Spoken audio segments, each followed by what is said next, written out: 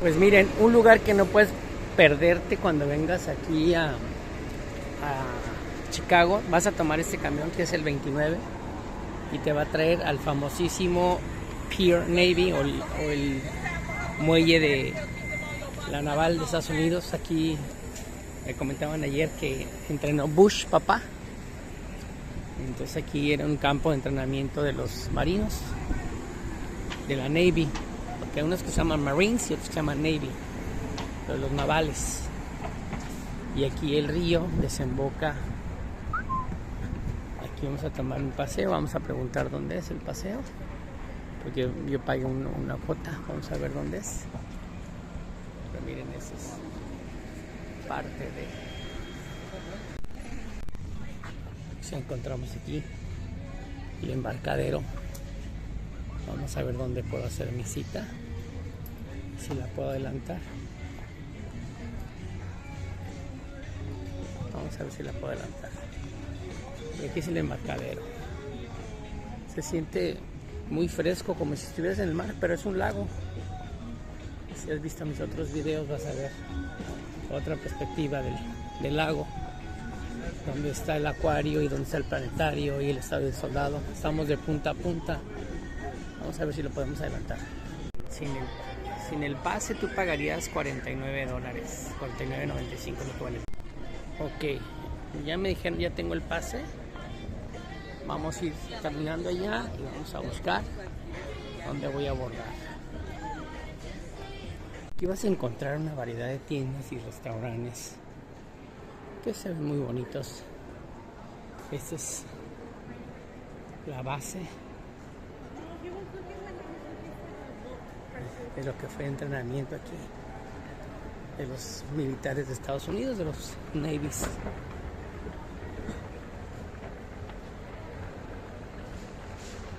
Tomamos, amigos como fans, aquí está el shoreline. Este es para irnos aquí de paseo, lo que le llaman la Architecture River Tour. Te muestra lo que se siente orgulloso el citadino de Chicago. Entonces vamos a tomar el bote y vamos a ver cuánto. Yo les diré cuánto empieza y cuánto termina, cuánto dura el recorrido. Cuando compras el City Pass, te repito, este es otro video, pero te lo voy a compartir. Vas a elegir 5 opciones. En mi experiencia, ahorita llevo 4 con esta, pero en una de ellas me equivoqué totalmente. A mí me hubiera gustado que alguien me dijera para no cometer ese error. Entonces no gastes tu entrada en el acuario. Sí te conviene el pase por los costos que tienen las atracciones. Mínimo te ahorras un 40%. Entonces vamos a suponer que nada más haces 4 o 3. 3 obligadas son el Sky Deck, el recorrido de arquitectura en el río, y la otra para mí fue el museo, ¿no? El museo está muy bien. Si te gusta el museo, la historia, está muy interesante. Pero vamos a ver qué tal nos va con esta experiencia del tour de arquitectura por el río. Seguimos informando. Ya vamos subiendo al barco. Fue muy fácil la lectura del boleto. Aquí es el barco. Vamos a escoger una parte que sea frente. Ya me ganó aquí la señora, pero vamos a ir aquí.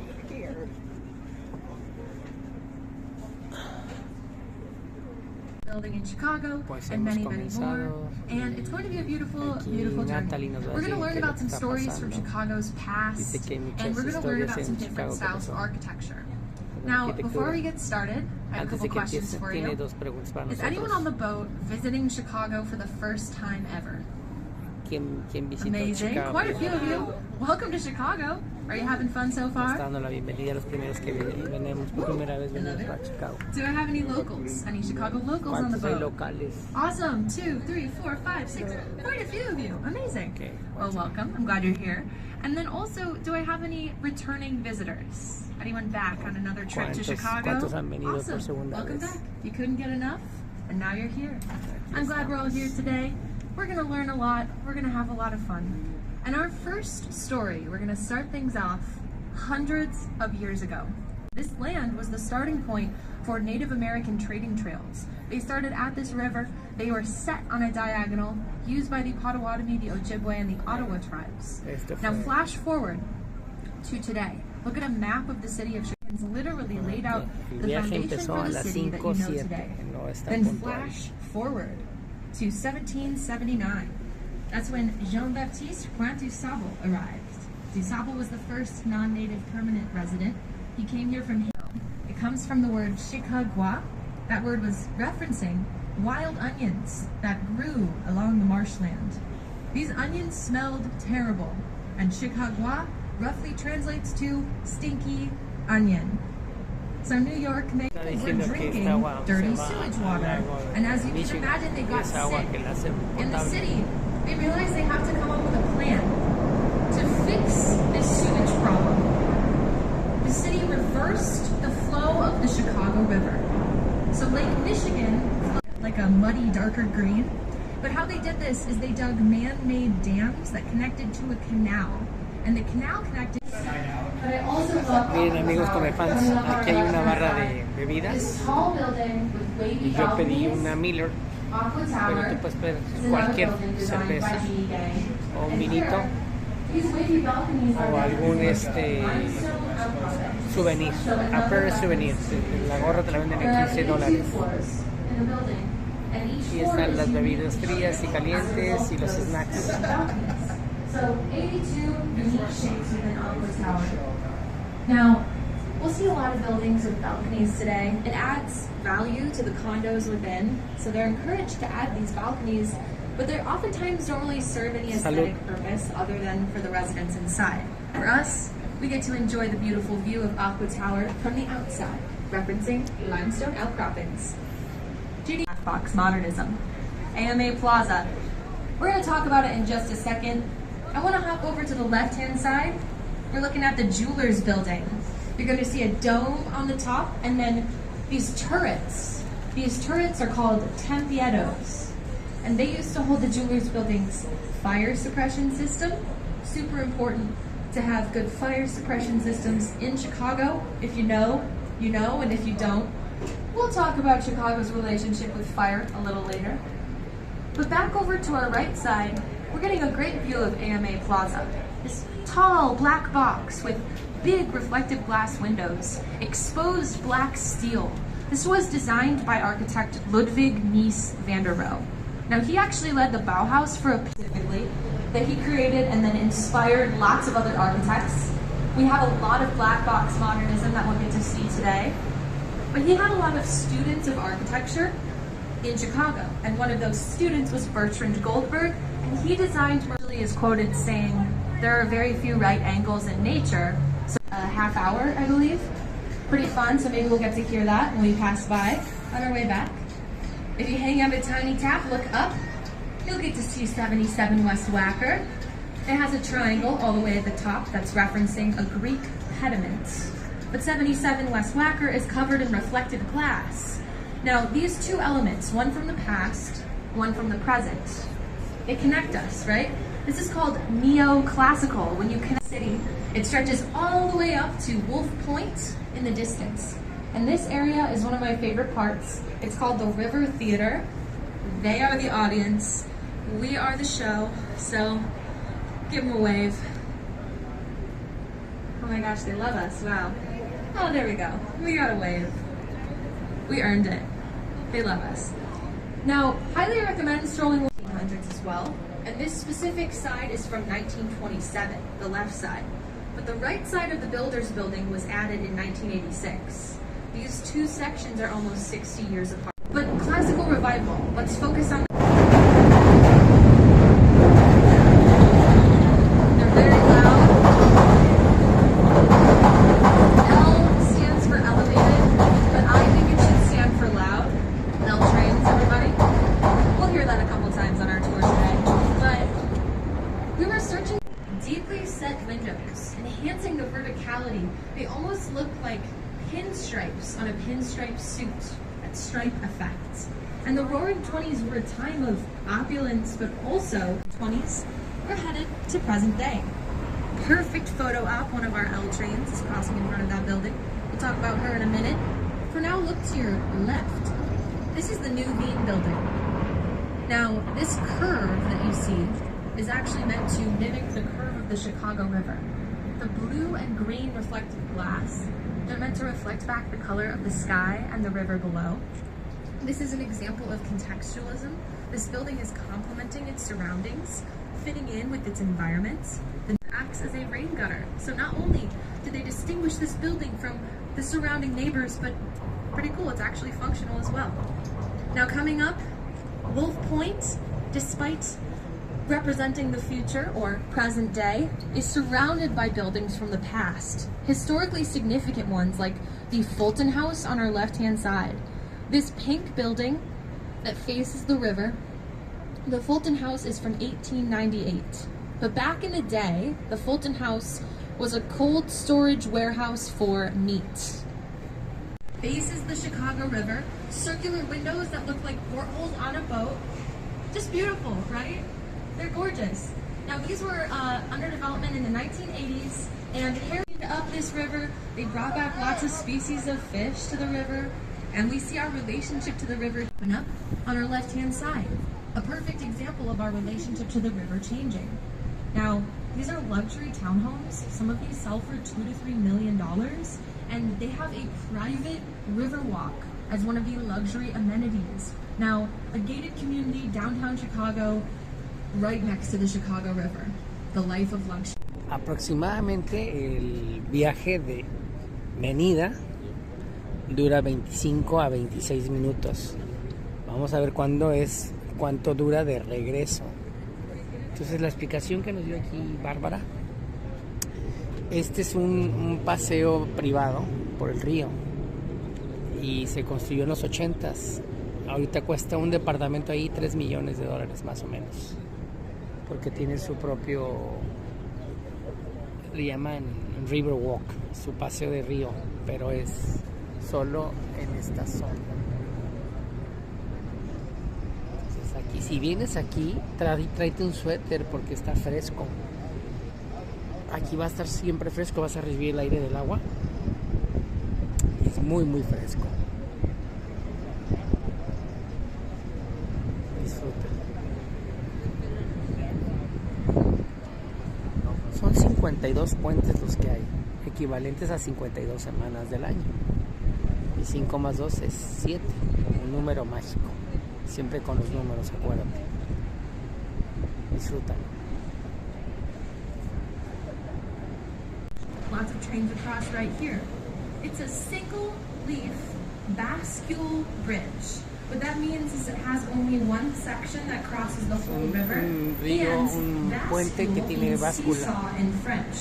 This bridge actually operates on a pivot point, similar to a seesaw, with this side being one side of the seesaw, and then the other side is that concrete counterweight, which you can see is sitting behind and beneath the bridge back there. So that you can use that concrete counterweight to lower or raise the bridge. And they do lower this bridge one time per year, just for safety reasons, functional reasons, just to make sure that they still can. Some have cars exclusively, but these bridges, they actually can open up to allow large vessels or sailboats to pass through the river, and they do. And in particular, they love a strange lot. Now this lot, 75% of the space was taken up by railroad tracks. And on top of that, they also had to accommodate for a publicly accessible riverwalk area, which required them to basically not use this space next to the river. They had to not use it for the building, but dedicate it for a public walking space. This is required by the city of Chicago. So they were left with a 39-foot wide space to build a 1.5 million square foot office building. And they dug all the way down to the bedrock, 5 feet into the bedrock below. They installed these caissons, concrete columns. 16 caissons are securing this building to the bedrock below, keeping it upright, just snap. But these flexible buildings, they then have to counteract that wind sway. And here, this building uses water. All the way up at the top of 150 North Riverside are 12 tanks of water, holding 160,000 gallons. And when the building sways in one direction due to the wind, the water sloshes in the opposite direction. This is called inertial slosh dampers, our second method of wind sway prevention that we learned about today. Here, despite not being required to do so at the time, they actually left a place where you can walk next to the river, next to this building, on this plaza. So not required of them, but today, that river walk area is required by architects. So kind of cool that Holabird and Root, they were ahead of their time. And coming up, speaking of time, we're gonna see the progression of architecture history. These buildings, for the most part, are laid out in criticism.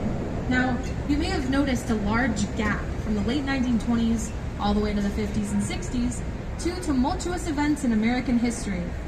The Great Depression and World War II meant that architects weren't really hired to design lots of new office buildings. But we saw a boom in office buildings in the 50s and 60s, and when we returned to office are relatively open compared to what you'd see in an Art Deco style building. And this was a return to appreciation of simplicity after two tumultuous events in American history. We saw that the clean lines. This was a close cousin of modernism. Clean lines, simplicity, very simple form, a box-like form, but they've covered up those exposed building materials like we saw in black box modernism with a light taut material on the exterior facade. So, very popular style around the world. It had been popular for quite some time. We embraced it in America too. But coming up in the 1980s, that's when we got funky with the shape. That's when we saw a lot of contextualism, and Gateway Center 4 is a perfect example. This tall building with a curve. On this building, 300 South Wacker, on our left side is a map of the Chicago River. The red dot in the center, that is a "you are here" dot for the building. Now this concrete slab here was designed to cover up the elevator shafts, but there was nothing on it when the building was originally completed. They hired a design firm from New York to paint this map and then install the "you are here" dot to literally put themselves on the map after they were jumping back in history. The old Main Post Office, an Art Deco style building completed in two sections, 1921, completed officially in 1932. Mail order catalog, capital of the world. We had Sears, we had Marshall Field and Company, and people were ordering from these companies, and we needed a post office that could handle all of these outgoing packages. The old Main Post Office could process up to 500,000 stamps. Now people are gathering around and they're waiting for the fire department to show up. But what they don't know is miles away at the fire watch tower, the fire watchman has sent the firemen to the wrong location, causing a 45-minute delay in their arrival and giving this fire all the time it needs to spread. And it's heading towards where we are now, on the river. Now you would think this river would stop the fire in its tracks. It's water, right? Well, people weren't really treating this river with respect, and it was actually showing in on the other side are stores of lumber and grain. Fire's favorite snack. So it continues to spread and it heads north. Walls of flames reach 100 feet at times. The fire is early in the morning on October 10th. Rain falls, putting out the flames, and people emerge from the rubble. They look around and they don't recognize their city. And everyone was just devastated. Now everybody wanted somebody to blame. Unfortunately, the blame fell on. And one more thing, Daniel Burnham did to future-proof the city. He encouraged the widening of the streets, which, if you've ever driven in Chicago, I know there's a lot of traffic, but he actually really helped us out by widening those streets, future-proof the city. I'll point out a street to you that was actually widened. We'll get to see the area where it was widened. Pretty cool. But for now, we're going to switch back to buildings. I mentioned we were very interconnected with our railway system, and a perfect example of that is the Union Station Powerhouse. On our left-hand side, this was an example of a railroad building that popped up in the 1920s and 30s. Now this was part of a series that Graham Anderson, Probst, and White landmark. So keep your fingers crossed for the Union Station powerhouse. We were talking about riverfront development, facing your buildings towards the river, and a perfect example of that is coming up on our right-hand side, River City. It's in the name, River City, riverfront development, designed by Bertrand Goldberg. And this is the same architect who designed Marina City, those beautiful circular towers we saw earlier. Now, River City looks quite different. It's a lot shorter, but it was supposed to be downtown. Now, in front of us, on our right-hand side, in the distance, you're going to see a statue on the top of a pretty tall building, the Chicago Board of Trade building. And the statue at the very top is the Roman goddess of agriculture. Her name is Ceres. She's all the way up there, hanging out, facing away from us. Now, this is an Art Deco style building. It opened in 1930. It has deeply set windows acting like vertical stripes, perhaps reminding you of the merchandise mark with its vertical windows that act like, or those deeply set windows acting like vertical stripes. But something like those antennas don't count in the official measuring of the tower in a second. But then look down, you're gonna see there are different sections of the Sears Tower, almost like different towers. And in fact, there are 9 individual sections within the Sears Tower that are all set at different heights. Some of them are set at the 50th floor, they cut off at the 50th floor. Some cut off at the 66th floor. Only 2 sections. Your day, I think. Good day for it. Now, when you go, look down at this building here, you might be noticing it cuts off in a strange shape at the top. You can't really see it from the river, but from Skydeck, you'll see that this building, this white building here, has a triangular setback that can only be viewed from above. This is 200 South Wacker, designed by my favorite architect, Harry Weiss, the guy who was obsessed with triangles. He designed those triangular river cottages. That's one of them. 2. These buildings are 285 feet tall, about 5 feet taller than that tallest antenna. So 280 feet.